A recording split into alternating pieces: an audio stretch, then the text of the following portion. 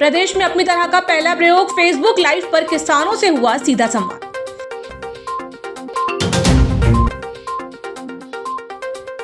निगम खजाने में एक दिन में आए 21 करोड़ से अधिक, कमिश्नर बोले ये सभी का संयुक्त प्रयास। लाखों की साइबर ठगी, माडोताल थाने में 2, लॉर्डगंज में 1 एफआईआर दर्ज।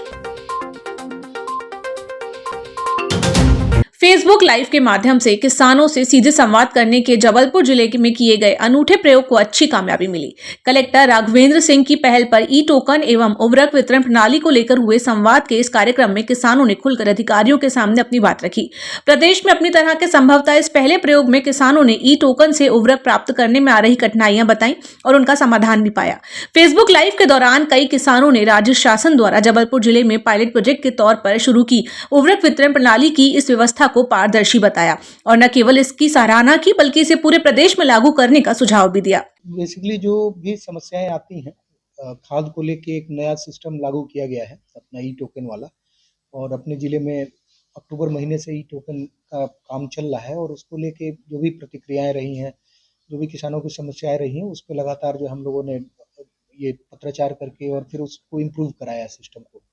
तो उसको लेके एक ये था कि फाइनल एक बार हम लोग लाइव के माध्यम से डिस्कस करें किसानों से, जो भी चीज़ें उनकी और भी समस्याएं हैं उस पर उनसे पूछा जा सके, इसके साथ ही साथ उनकी राय भी ली जा सके कि ये सिस्टम कैसा काम कर रहा है।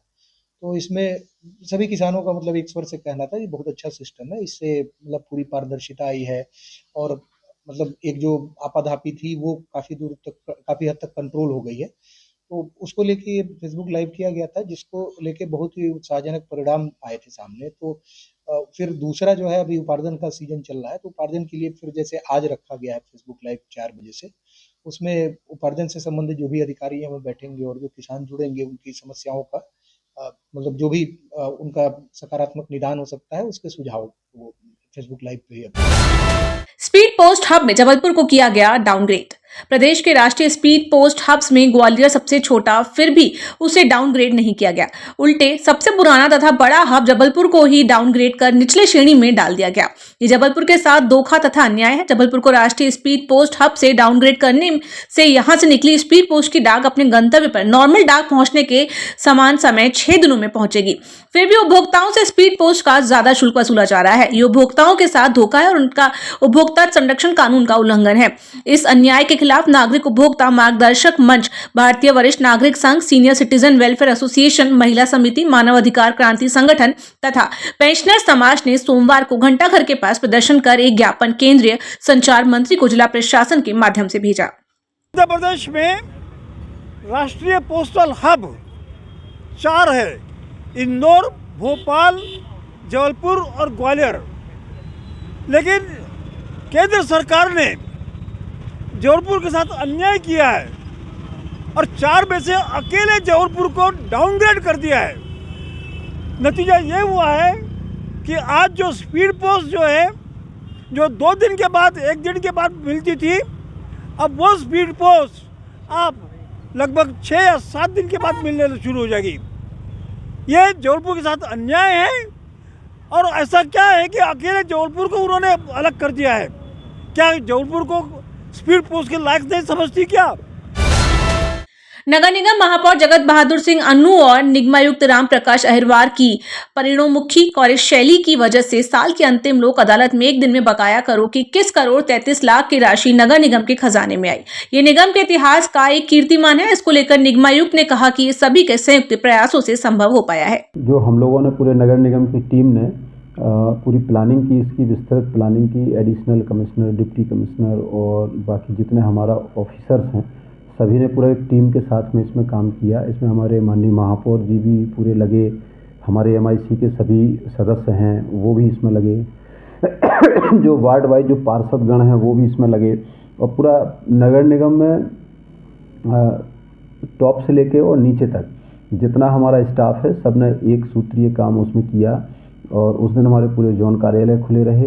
उसके जो लोक अदालत थी उसके पहले से इसके लिए व्यापक तैयारी की थी और उस दिन भी लेट नाइट तक हम लोगों ने इसमें काम किया। परिणाम ये हुआ कि काफ़ी अच्छी रिकवरी हुई है। अभी बहुत कुछ बकाया है, हम लोग आइडेंटिफाई कर रहे हैं मकान वाइज, दुकान वाइज और व्यक्ति वाइज, और इसके बाद में उनको भी सभी को नोटिस देके और राजस्व जमा करने हेतु प्रेरित कर रहे हैं। लाखों की साइबर ठगी के मामले में पुलिस ने 3 एफआईआर दर्ज की हैं, जिसमें से 2 माडूताल, 1 लॉर्डगंज थाने में हुई है। 2 मामलों में मोबाइल हैक करने के साथ एएपीके फाइल डाउनलोड कराते हुए खातों से रकम उड़ाई गई है, तो एक मामले में साइबर ठग ने परिचित बनकर चपत लगाई है। पुलिस सूत्रों के मुताबिक अशोक कुमार केवट पिता स्वर्गीय रामचंद्र केवट निवासी रानीताल को साइबर ठग ने एपीके फाइल डाउनलोड करवाई, जिसके बाद खाते से 1,10,000 रुपए निकाल लिए गए, जिस पर लॉर्डगंज पुलिस ने प्रकरण दर्ज किया। इसके अलावा माडूताल दीक्षित कॉलोनी निवासी आशीष ताम्रकर के फोन को हैक कर ठग ने 1,65,000 रुपए निकाल लिए। इसके अलावा ग्रीन सिटी निवासी आरती साहू को साइबर ठग ने फोन किया। ठग ने स्वयं को महिला का परिचित बताया। बातों में उलझाने के साथ उसने 1,52,800 रुपए की चपत लगा दी।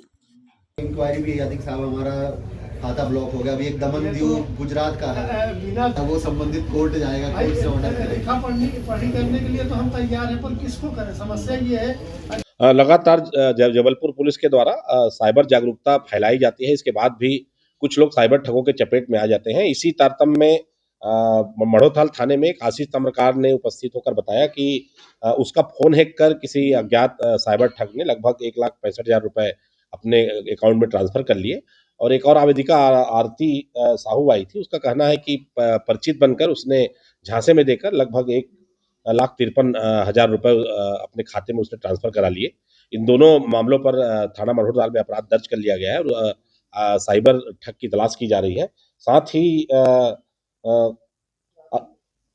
थाना लाडगंज में एक अशोक कुमार नाम के व्यक्ति से ने एक ऐप डाउनलोड कर लिया था। उस ऐप डाउनलोड करने के बाद उसका मोबाइल हैक हो जाता है और लगभग 1,10,000 रुपए उसके खाते से निकल जाते हैं।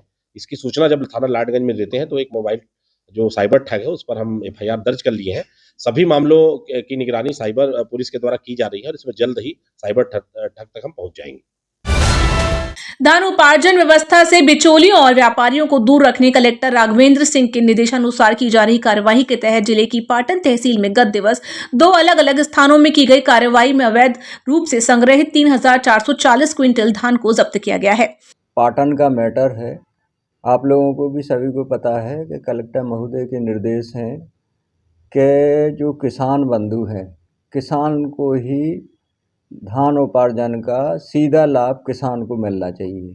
लेकिन कुछ जगह क्या हो रहा कि जो है बिचौलिए अपने पास ज़मीन जो खरीद के रख लेते हैं और किसान पंजीयन के आधार पर उनको जो है बेचने का प्रयास करते हैं। अभी जो पाटन में हमारे एसडीएम साहब ने कार्रवाई करी है, वो 2 जगह कार्रवाई की है। एक जगह उन्होंने 2,500 क्विंटल के लगभग स्लॉट को जब्त किया है और एक जगह वेयर हाउस के में शायद 1,000 क्विंटल के लगभग वो किया है, जब्त किया है और दोनों जगह उन्होंने सील भी किया है। समिति माथुर को पाथे साहित्य कला अकादमी जबलपुर द्वारा गायत्री स्मृति सम्मान प्रदान किया जा रहा है। एक प्रेस वार्ता में अकादमी ने ये जानकारी दी। हमेशा से पाथे साहित्य कला अकादमी द्वारा हमेशा से पुरस्कार दिए जा रहे हैं और प्रोत्साहन दिया जा रहा है। अभी जो श्रीमती गायत्री देवी तिवारी जी का सम्मान जो मिल रहा है, पुरस्कार मिल रहा है, उनके बहुत प्रसिद्ध किताब कोबरा, जिसको मध्य प्रदेश शासन ने सम्मानित किया था, उनकी वो किताब बहुत ज्यादा प्रसिद्ध है और उनके नाम पर जो पुरस्कार दिया जा रहा है, स्मिता माथुर जी को मैं बहुत सारी बधाई देती हूँ और इस कार्यक्रम में सबको आने के लिए आमंत्रित करती हूँ। तो आप सभी कृपया आए। बहुत बहुत धन्यवाद। मैं प्रतिमा।